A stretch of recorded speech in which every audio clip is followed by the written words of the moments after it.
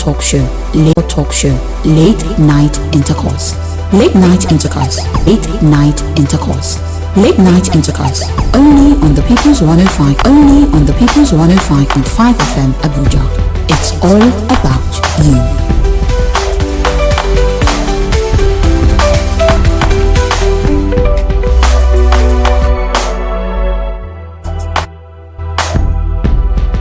Hello, good evening, and welcome to tonight's episode of your enlightening family law talk show, Late Night Intercourse. Your host, as always, is Chioma Onyenucheya Uko, the Zest family lawyer. You're welcome to tonight's episode. And as has been advertised, tonight we will be discussing the question as to whether there is a legal remedy for a breach of promise to marry. Where a person suffers, a breach of a promise, where there is an agreement, there is a promise of marriage between two people, and one of them reneges on that promise. Is it something that the law, thought a gender rights advocate, vated preparatory to marriage, take a lot of emotional, financial, time and other investments. You can call that courtship, you can call that engagement, whatever it is you call it. And naturally, because of the investment made into that relationship, in that expectation, it would usually cause a heartbreak when that hope is dashed. And usually difficult for the jilted party to, just to let go without any remedy, without anything to assuage their hurts. And there was a story I stumbled upon recently in Didi, which I'd like to share, and from which we'll now delve into the real conversation. Okay. That story was published on punchng.com, and the salient facts of that story goes thus: that a 25-year-old tailor was arraigned at a Lagos State Magistrate Court for allegedly refusing to marry a suitor after collecting 2.8 million naira from him. She is facing 3 counts bordering on breach of peace, cheating, and obtaining by false pretense. The allegation is that she unlawfully cheated the complainant by obtaining the sum of 2,866,000 naira under the pretext of agreeing to marry him, but she failed to follow through.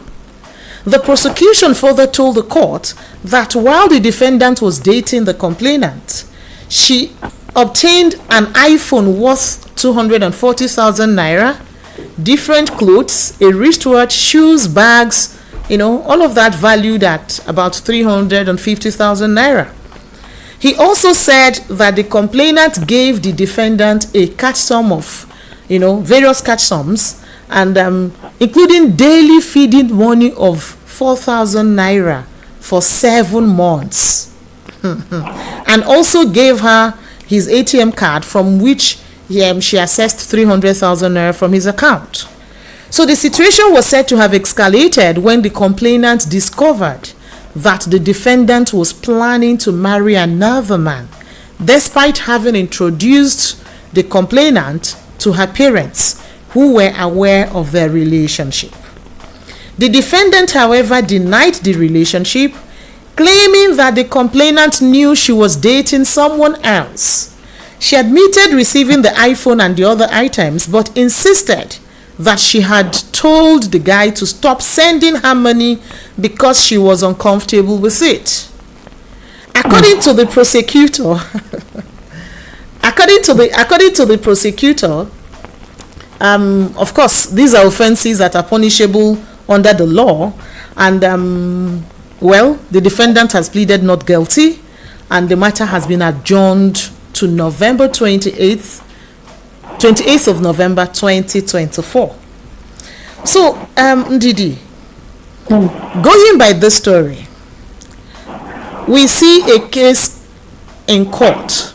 Of course, the charge is not a charge of breach of promise to marry, as elicited from the story I just shared. So this is obviously a criminal prosecution. But the facts that gave rise to this criminal prosecution are hinged on a breach of a promise to marry. Exactly. My question will be, what do you think?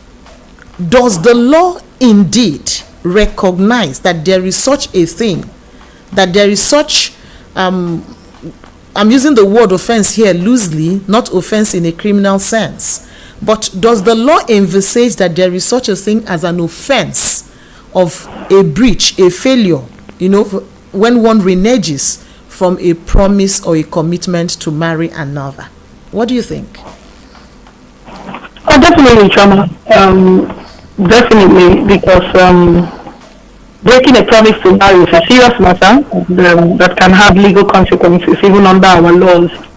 But this is not to, detract from what we're saying. I wouldn't know if you don't mind me, for the benefit of those who are just tuning in for the first time and hearing this concept for the first time, if I could just, in a few minutes explain what this breach of promise to marry is. Of course, please do. So that, when we get into this particular case that you've spoken about, it will become clearer to them. So basically, a promise to marry is a betrothal or an engagement to be married, or even an agreement to marry. And an agreement to marry is viewed as a binding legal contract, right? And of course, this comes into existence by the mutual exchange of promises by both parties to marry each other. Now, like I said before, that breaking a promise to marry is a serious matter. And the party who breaks the promise to marry can be sued by the other party for a breach of promise to marry, which is a civil claim for damages. So I'll be coming to the aspect of this case that you've highlighted. Basically, the breach of promise to marry is a civil claim, right? Sure. It's only under the penal code that you can try someone, you can try a breach of promise to marry as a criminal offense if a party obtained sexual favors under fraud or misrepresentation. Then under the penal code, that is in the northern part of our country, you can actually try that person for deceiving that lady or that man for obtaining sexual favors. But generally, under our law, it's a civil matter. Now, to qualify for an action for breach of promise to marry, the plaintiff must prove, and the plaintiff in this case is the one who was disengaged, or whose, if I may put it this way, whose heart was broken. Who was jilted. Exactly, who was jilted. The plaintiff must prove that there was an actual promise to marry, and that such promise, had been exchanged by both parties. There was a mutual consent to marry. Because really, the court is not actually going to deem a promise to marry from mere romantic talks. You know how people are in relationships, and you can have a guy or a girl say, "Oh, you're the kind of woman I want to marry," and if given any opportunity, I would marry you without even, thinking twice and all of that, or even discussions about the party's future. You're with a man and says, "Oh, Choma, you know what? I think your future is so bright. I see you flying so high, and I really want to be a part of that future." No way. The court is not going to take any of these things as a promise to marry. It has to be something more concrete, and it has to be mutual. All right? Yeah. So, in any action for a breach of promise to marry, the most obtained relief is that of, what we call in law general or specific damages. But one thing the court will never make, one order the court will never make, is an order that both of you must marry. Nah, that is specific performance. At best, it's going to be either punitive measures or monetary damages.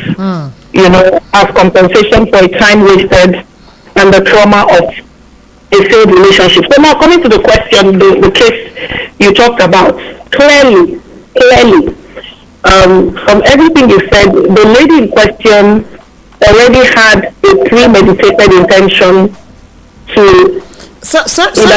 Sorry, Your Excellency. Yes. I do not want us to dwell so as in responding. I would rather you are not addressing this particular case. I only wanted for us to draw certain facts from it, such that we realize that it is a real life situation. It is something that people go through, and there is such a situation at hand even now. Do you understand? Yeah. But because it is a matter that is in court, that is, is subsisting in court, I would rather we are not addressing that particular matter. Now, the question so the question I was asking is, going by that story we read, you have just confirmed to our listeners that there is indeed such a thing as a legal, there's a legal offense of a breach of a promise to marry. And you've gone ahead to say that it is not only just, it's mostly civil, but that in the penal code, it can also, give rise to a criminal prosecution. That's what you've said. Yes, please. So, and while the case that I shared, the story I shared is not premised legally, is not, the counts, the charges are not framed as breach of promise to marry, but the facts, elucidate that, right? Yeah. So, in fact, you have said that, the breach of promise to marry is not just a moral wrong, but it is a legal wrong. That's what you have said. Yeah. It is. Thank you. Now, the question I want to ask is, you had gone ahead to also talk about certain things that the court will expect to be established before they can even begin to believe that there is indeed a breach. So can you, deal more? Can you explain further on those facts that the court will like to see? What are the salient features that will satisfy the court? You have said that it is not enough for a man to say, I like you, or for people to be exchanging affection or doing whatever romance without a clear, right? That was what you were saying. Now, can you please distill those salient features that the court would like to see, or that the court must see to satisfy the court that indeed there was a promise to marry in the first instance, before we proceed to then the breach of that promise? All right. Like I said earlier on, if you're going to sustain an action for breach of promise to marry, you must satisfy the court on two major grounds, and which is that there was a promise to marry in the first place. All right? And, it must come to the satisfaction of the court that the promise was made, and that for such a promise to be considered a valid agreement in the eyes of the law, it must transcend a mere convivial or romantic relationship, and conform to all principles of contract law. You understand? For example, when you look at contracts, contract is all about what are the things that make a contract. There was an offer. Exactly. And then there was an acceptance. Fantastic. And then there was an intention to get into a legally binding contract. And then both parties had capacity, right? And then consideration was furnished. That's a contract, right? So when two people come together, there is an offer, you're probably dating, and then at some point the man says, I want to marry you. And the lady accepts and says, yes, I'm going to marry you as well. And he goes further to buttress his stand or his claim to his proposal by overt actions. What do I mean?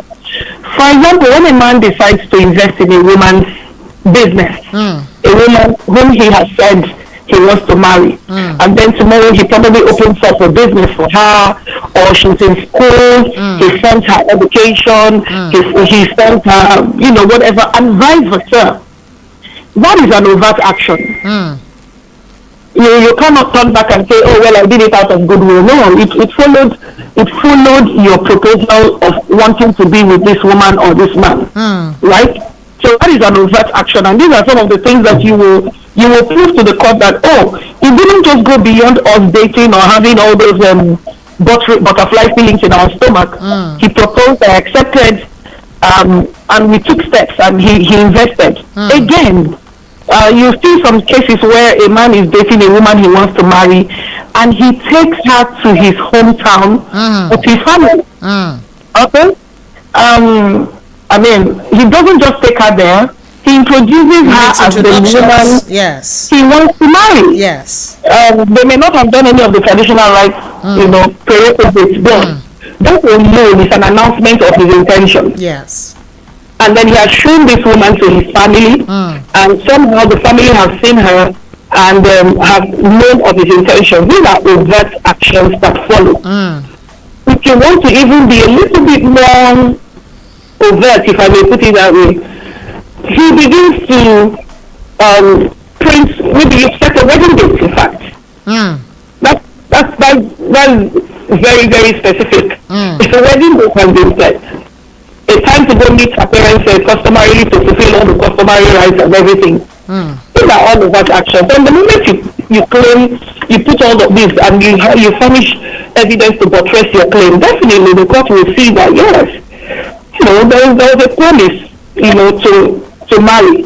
All right? Yes. Now, the second thing is that you have not proved to the court that there was a promise to marry. You have backed up your claim with evidence, showing overt actions by the person who has promised to marry you. That's one. Now, the second thing the court wants to see and be satisfied is that there was a failure to fulfill that promise. There was a failure. So, we have this man or this woman who has offered to be your wife or your husband, and you guys have done the whole hog, like I explained earlier, introductions, done some prerequisites, showing off investments into each other's lives and businesses and all whatnot.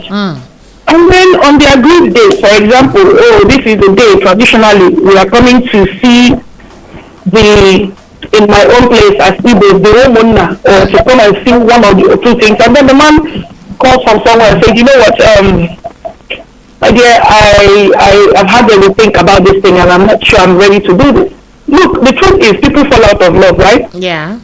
People fall out of affections, okay? Yes. Nobody foresees these things. But you see, where your right stuff line begins, okay? So you have pulled this woman out of her comfort zone, you brandished her to everybody, or this man, and then you cannot be expected to. You have traumatized someone. You've not only embarrassed someone, you have also humiliated somebody. You've practically abandoned this woman or this man at the altar. And it's not supposed to. I mean, there has to be some remedy. There has to be some relief that person something to assuage their pain. Right? Something that assuage their pain. Kind of compensation for the time wasted. You see, all that time that you were with that man or woman, there are probably other potential suitors. They may have turned down some suitors. They may have they turned down gone other opportunities. You understand? And I don't even want to even restrict it to even suitors or marriage. I have seen women who have, and I have seen men who have relocated to other countries. Exactly. Some have even changed their careers. Some have had to change. Some people have let go of their career. Yes. Some people have let go of their education just because of love, right? And suddenly, they've left their life behind, and then they've come to meet you, and then you just wake up and you realize, oh, I don't love you anymore. Okay, that's fine. We understand that you can fall out of love, but hey, what of the time and the money and everything that was invested? There must be consequences, right? There has to be consequences for actions, all right? There has to be a fallback for actions that you took. So in this case, these are the things you're going to satisfy the court. The moment you are able to say, my lord, this and this and this, there was a promise, and you buttress it with your claim or with your evidence, and then that not just that he promised to, or she promised, she actually, there was a failure to fulfill that promise. We were supposed to get married on so day. He was supposed to come and see my people on so day. We were supposed to have an engagement party on so day. We were supposed to have a statutory marriage on so day. One or two days, we were supposed to meet my pastor. Any of all of this. Yes. And he didn't turn up, or she didn't turn up. She didn't, yes. It's a failure, because both of you agreed on this, right? Nobody works on marriage plans alone. So both of you agreed on this with a plan that at the end of the day, both of us are going to be married. And then you just renege on that agreement. So these are the two grounds. An offer and an acceptance. Offer. And an acceptance. And then a failure or a refusal to follow through with that agreement that was reached in the offer and the acceptance, right? Exactly. Fantastic. Exactly. Because an offer was made and I accepted. It was accepted, and then one party reneged on that agreement. Yes. Okay. Exactly. We're going to go on a very short break. When we return, the question I'd love for you to answer will be, going by the examples you've given and the facts you've stated, are there circumstances, are there excuses that the law will find permissible as a justifiable reason for a person to opt out of a promise of marriage or an agreement to marry, or even let's just call it a contract to marry, since we have established that it is indeed a contract? And when we return, we will be announcing our call numbers for those who would want to call in and participate in this conversation, whether by way of a question or comments. It may just be that you want to share an experience that is related to the subject we're discussing tonight. In a minute, we'll be back and we'll take all of that. Thank you very much. And legal awareness. Join Shima on Ninuchia Oko every Thursday at 9 p.m. on the People's 105.5 FM Abuja for an intimate conversation in our family law talk show, Late Night Intercourse. Late Night Intercourse, only on the People's 105.5 FM Abuja. It's all about you. 221055. The number to call to ask a question, share an experience, or just voice an opinion is 091-1222-1055. If you're not already following us on social media, please do that right away. Follow us on X at People's 105.5 FM, on Facebook at People's 105.5 FM Abuja, and on Instagram at People's FM_Abuja. This is coming live to you from People. Now, what are there circumstances? Now, what are there circumstances? I'm just imagining, for example, that after someone accepted to marry someone, and then a party finds out that maybe the other is a criminal, for example. Maybe the other lives a shady lifestyle they were not aware of, or the other is unfaithful, is dating somebody and may have actually impregnated someone else. Are there instances, are there things that the court may find justifiable as a reason to opt out from that obligation? Oh, absolutely, Choma, because the law recognizes grounds or circumstances that may justify a defendant's breach, right? There's always a reason for something, all right? In as much as a civil wrong has been done against someone, there's always an underlying reason, and these are defenses to a claim. This is where a defendant can say, yeah, I did this, but this is the reason why I did this. Yeah. And this could include fraud, all right? Misrepresentation, duress. You see, I have actually seen a situation where a man actually put a lady on duress, and it's funny how this thing happened. The lady's father borrowed money from this man, and on the condition that he will pay back at a certain time and all of that. And somewhere along the line, the lady's father died. And this man is poor, the lady is poor, and when she went crying to the man to say, look, I don't know what to do. I know my father has been owing you, and I know he borrowed a huge sum of money from you. What do I do? And the man says, you know what? Well, you will be my third wife. I mean, if you cannot be my third wife, then I would have to use the police, or I would have to do something. You have to pay me my money. That was duress, right? That was duress. And if tomorrow the lady says or runs away, yes, I mean, she agreed because she wanted to to save herself. Yes, and save her and family. save face. Yes. If somewhere along the line she probably found the leeway and had to pay off manage that on that debt. agreement, she can actually claim the defense of, look, I didn't actually consent. Remember when we were talking about promise to marry? Yes. It is mutual. It is meant to be mutual. It is offer and acceptance, right?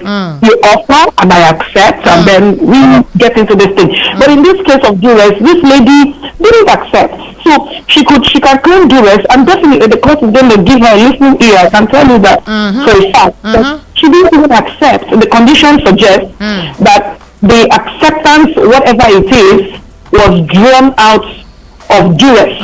All right, that's a defense. Another defense is, well, it's close to duress, undue influence. Yeah. You see somebody who has been like maybe a big brother or a big sister, has maybe been of help to you emotionally and psychologically, physically, financially. And then he suggests to say, you know what, you see, I'm even taking care of you even now that we're not in a relationship. Imagine if I marry you. You know, I can take better care of you. But when you see, marriage transcends beyond your ability to care for someone. It's much more than that. Yes. You understand? And you can look at it, and then you see some people actually marry out of pity. Oh, this guy has invested so much in me. Oh, this woman has been there for me, you know, and all of that. That's undue influence, right? Yes, you know, considering possible power dynamics in the relationship. Exactly. Yeah. Exactly. And so tomorrow, when I come out and say I can't do this really. I mean, I didn't want to be with you because I really wanted to be with you, but because you know, you've been nice to me, and you reminded me that, you know, to some large extent, that without you in my life wouldn't really be complete. And yeah, so this is a defense. Another defense is, you see, let me give you a story. One of my father's younger brother was in a relationship with this woman. We loved her so much; she was fantastic. And at some point, they had agreed to marry, meet the family people, blah blah blah. At the point where, you know how the Igbos do to find out, to go carry out investigation. Exactly. That she was Christians. Exactly, that she was the woman was my uncle's maternal cousin. Degree of prohibited degree of consanguinity.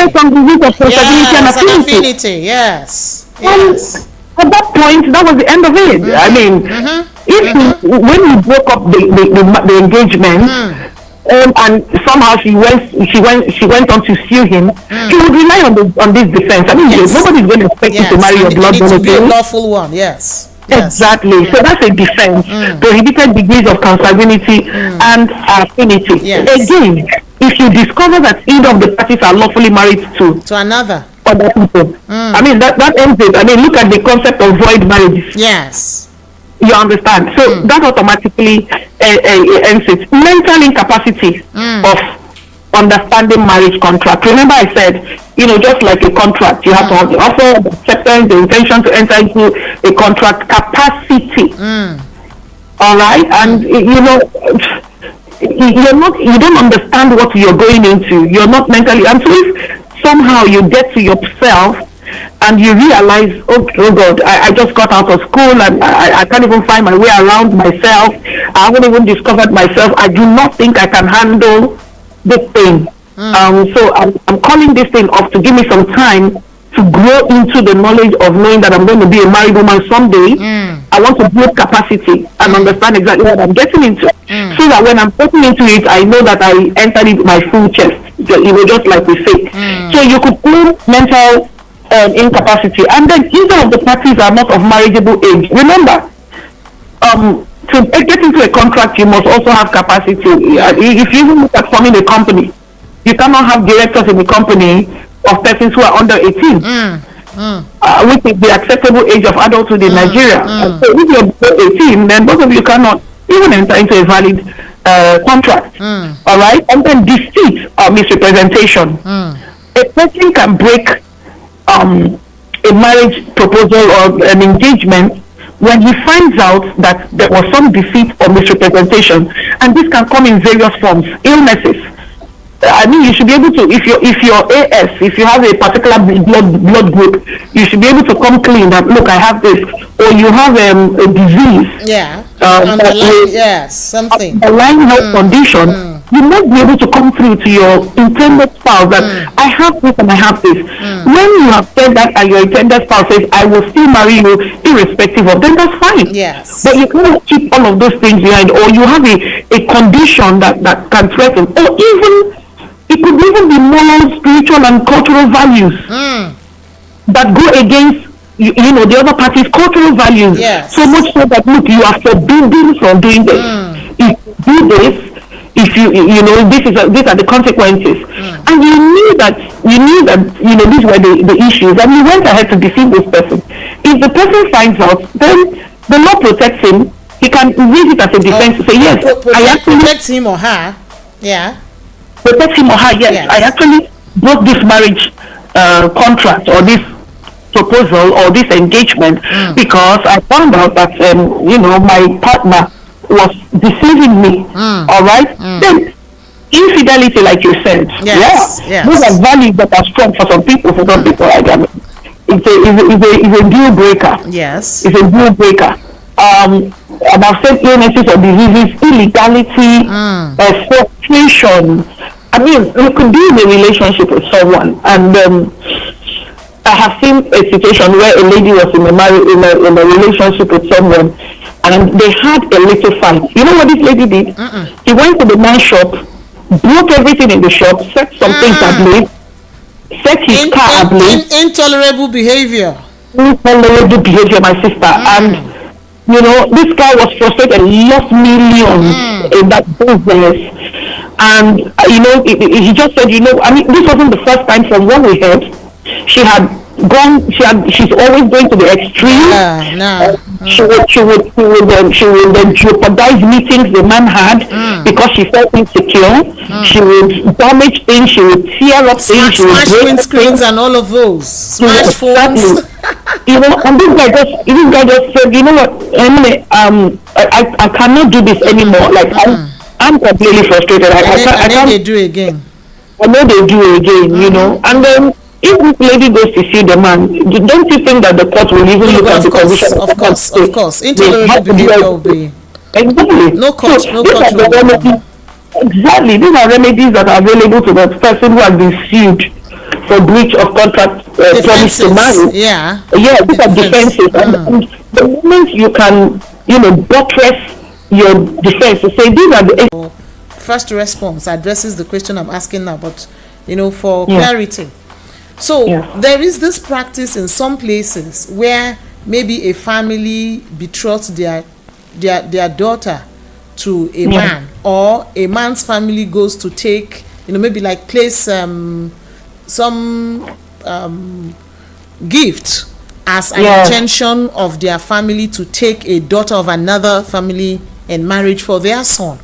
So where a third party activates this intention of marriage on behalf of another, or on behalf of two parties, and either of those parties opt out from that arrangement, can the beneficiary of that arrangement, the willing party, the party who wants to go on with that arrangement, and who may have actually given gifts, you know, done things in furtherance of that agreement or that purported agreement, can that person, you know, be said to have reneged if he or she opts out? Okay, this is a very good question, Choma. Remember we said that a promise to marry automatically is a legally binding contract, right? And then we said, what is a promise to marry? Two people mutually agreeing to something. And we likened it to a contract, which it is actually. And what did we distilled the components of a contract, which is 1, offer; 2, acceptance; 3, an intention to enter into a legally binding contract; 3, capacity; 4, capacity; and then 5, consideration. Now, you mentioned something. In this case, you're talking about family betrothals a contract entered on behalf of somebody by proxy. In most cases by proxy. In most cases, these contracts are entered into when both parties are even underage. They do not have the legal capacity to even enter into a contract. Yes. And then it begs the question, can a third party validate a contract for and on behalf of another person? And of course not. It's already void. Thank you very much. Because the ingredients of a valid contract are lacking. Yes. There was no offer, there was no acceptance, there was no intention to enter into a legal binding contract, there was no capacity by the parties involved. Yes. Yes, by the parties involved. And so now, get down to the point of the person who is the beneficiary. In this case now, it could be the father of the girl or the man who betrayed his daughter or his son, who has been receiving gifts from the father of the other party. The question then is, do they have a local standing to even bring an action? No. What I'm even saying but I agree with the response you have already given. But the scenario I painted is a scenario where maybe father A or family A, let me not say father A because it could also have been instigated by the mothers. So family A goes to take a gift, a marriage gift or a betrothal gift to family B, so that the son of family A becomes betrothed to the daughter of family B. And now these two young ones start growing in that knowledge that their parents have entered this agreement on their behalf. And as they grow, they are exchanging gifts, they are relating as people who will someday get married. But they are not the ones who made the promise to themselves. And they are not the ones who entered this contract for themselves. And then when they come of age, either of them decides that this is not what I want for myself. I do not think I want to continue, or I do not think now that I better understand this, I don't think this person satisfies my expectation or my aspirations of a life partner. So I would rather not.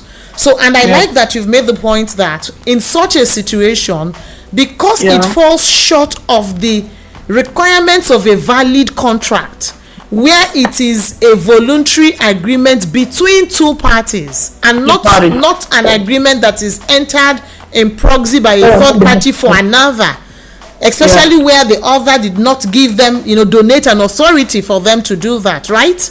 Fantastic. So I'm saying that I agree with the response you've given, and the reason I wanted for us to address it with that specific example is because whether you like it or not, yes, it's coming from the parents, but if you want to look at it practically and rationally, you want to look at it, you can see that there's some form of duress, there's some form of undue influence. You want to disgrace our families after all we've done together, you want to drag us, how long we've been, all of that emotional blackmail that comes with some of these things. Exactly. And then because you don't want to be seen as the one who is tearing the families apart, you stay in something that ordinarily you really don't want to be in. So if you very retrievably, you understand. So why would the court want to encourage something that tomorrow the court will now have to turn back to bite? You understand? The court will now have to turn back to bite. You understand? Yeah. Okay, before we go into treating the remedy or remedies, if there are, that are available to persons who have been so jilted, I think I want to also add to something you said. You had spoken about age of consent, age of maturity, and you mentioned 18 years. Yes, please. So I think it's also important to enlighten our listeners that even where maybe an 18-year-old or a 19-year-old or a 20-year-old freely, voluntarily, willfully consents to it will no longer be 18 years that is the operative age of majority now. It becomes the 21 years, except it was a proposal that was reached under a promise of maybe marriage under the native law and custom or Sharia marriage and the like. Yes. I just And needed of for course, us to again, make that point. Yes. Go yeah, ahead, sometimes please. the court can also put to subjective proof the maturity of that 18-year-old. Again, oh, I mean, these things can happen. You can.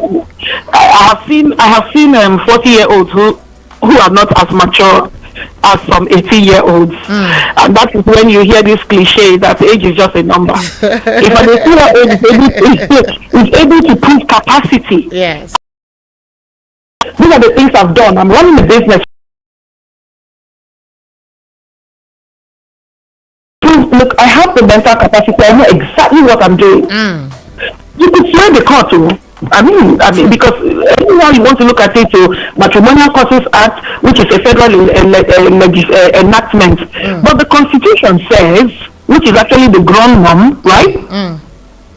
The ground norm says once you're 18, you can vote and vote. You can do this, you can do that, you can do this, and you can do that, and the person can fall back and say, look, the Constitution is supreme. And every law that is inconsistent with the wordings of the Constitution, to the extent of its inconsistency, remember. So the 18-year-old could say, look, my lord, I know what the Criminal Causes Act has said this, but look, I am okay, and look, I have a family. In fact, at 18, I'm already sponsoring my younger ones in school. What are you going to do at that point? Of course, we all know that by law, any law that is inconsistent with the Constitution becomes null and void to the extent of that inconsistency. But of course, that is also to be decided by the courts. Exactly. So exactly. That said, but that's just an aside anyway. We're not going to encourage anybody but I'm just saying that in rare cases these things could come up, and then if I'm a judge, what am I going to do? Of course I'm bound by the law. I'm a repository of the law, they are the repository of the facts, and then I marry both with case law and decided authority, and then I have to give my judgment. No, but you know the good thing about that provision is that the provision, I guess, also understands that there may be deserving cases where the parties should be allowed that consent to proceed and get married, and if their parents withhold that or are unable to grant that written consent, the law provides that even the governor or the I think a judge can give them that consent. That's exactly. Yes. So it's not a consent that is exclusively for parents to give. A guardian can give it where parents are unable to. Customs and conventions. This can be further complicated by lack of understanding of the legal implications of our actions.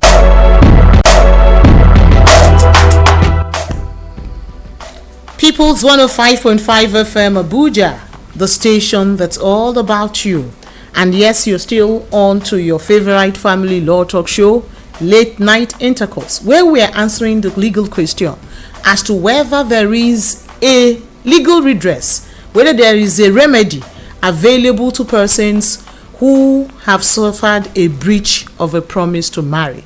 And our guest, who is having this conversation with us tonight, is Ndidi Anike Val Ukoma. She has been, dissecting the legal provisions on that conversation, on that subject. She has explained to us what explained to us what a breach of a promise to marry is, the salient features that the court will want to see to confirm that indeed 555. And if you're not already following us on social media, follow us at X, and follow us on X at People's 105.5 FM, on Facebook at People's 105.5 FM Abuja, and on Instagram at People's FM_Abuja. You can also follow me on Facebook at Choma Onyenucheya Uku, same as LinkedIn, and on TikTok it is the Zest Family Lawyer, same as Instagram. And if you're not already following our guest, she is a seasoned legal practitioner and a gender rights advocate. Follow her on Facebook at Ndidi Anike. If you check Ndidi Anike, you'll find her on Facebook. I think you need to follow her. Now, Ndidi, please proceed. you were going to educate us on the legal redress, the legal remedy available to a person who is victim or who has fallen victim of a breach of a promise to marry. Okay, thank you once again, Chairman. So it's right rule of justice that for every wrong there's a remedy, right? Sure. For us lawyers, it will be juice, it will be remedium. Yes. Yeah. So just when one party to a marriage contract is made to suffer injustice, due to one breach or the other, then definitely the law will intervene and provide the necessary compensation in the form of damages. Yeah. Damages. That is one major relief, general or specific damages. And damages could be for financial losses, compensatory damages, punitive damages, damages for emotional and psychological loss. These are some of the types of damages that may be available to an aggrieved party. Remember when we talked about a party who has to relocate to join a loved one? The cost of relocation alone, I mean, somebody has probably, let's say, resigned from his or her job, sold off properties, had to buy expensive flight tickets, and all of that, and then only to get there, and the story is different. So you're entitled to compensation for time wasted, and also the form of the same relationship. Costs incurred. Definitely. Some people have been so traumatized that they ended up in hospital. Who's going to pay for those hospital bills now? You understand? There has just to be a consequence. So the remedies are general. Now, what the court will not do, I must repeat again, what the court will not do is to order specific performance. That is to say, Oga or Madam, you must marry this man, or Oga, you must marry this woman. No way. The court is never ever going to make that order to say, look, I'm not even going to award damages, both of you just marry. It is not just that ordinary contract. Under the normal contract that we have, the court may order specific performance. Some people have been so depressed, so many things happen. It could be anything. Some people have been so depressed, so many things happen. It could be anything. It could be anything. It could be anything. Yes, even if it is not something that is measurable in that sense, the court can also. Yes, I agree. Exactly. Okay. And you know what? In 1 minute, Didi, because we're running out of time. The program is over in about a minute. Considering today is Mental Health Day. Yes. Though the focus is on mental health in the workplace, I know that it is a healthy person from the home who is also a healthy person at work. And absolutely. The focus of this program is dealing with relationships, domestic relationships. That's right. Do you think that a breach of a promise to marry is something that can impact on a person's mental health? And do you have a word in 1 minute? Do you have a word of advice to persons who are considering doing revenge is success? Fantastic. Right? You just revenge is success. Fantastic. Right? You just become a better version of you than you were when you were left. And the world will celebrate you. So there's so much more to live. There's so much more to live for. Thank you so much, indeed. As a Christian, I will just borrow my parting words from the Bible. The Bible says we should guard our hearts with all diligence, for out of it flows the issues of life. And I'm going to just say that in guarding our hearts, can we also guard our mental health with the same measure? Because indeed, from that mental health flows the rest of our functionality for the issues of life that bedevil us. And I think it's important that in our relationships, we are deliberate. In the choice of persons we, enter such agreements with. For young ones who are yet to get married, for those who are in courtship, can you please be deliberate? You don't just have to say yes to about anybody, no. Because the person you walk life with can make or mar your destiny. So it's important that you're careful. And sometimes the end of courtship is not the end of life at all. Exactly. There is many more things ahead of you. This can be further complicated by lack of understanding of the legal implications of our actions and inactions within domestic relations. Together, let's explore the legal relations. Together, let's explore the legal and social issues that impact our marriages and families, and gain a deeper understanding of how to navigate this complex relationships with empathy, wisdom, and legal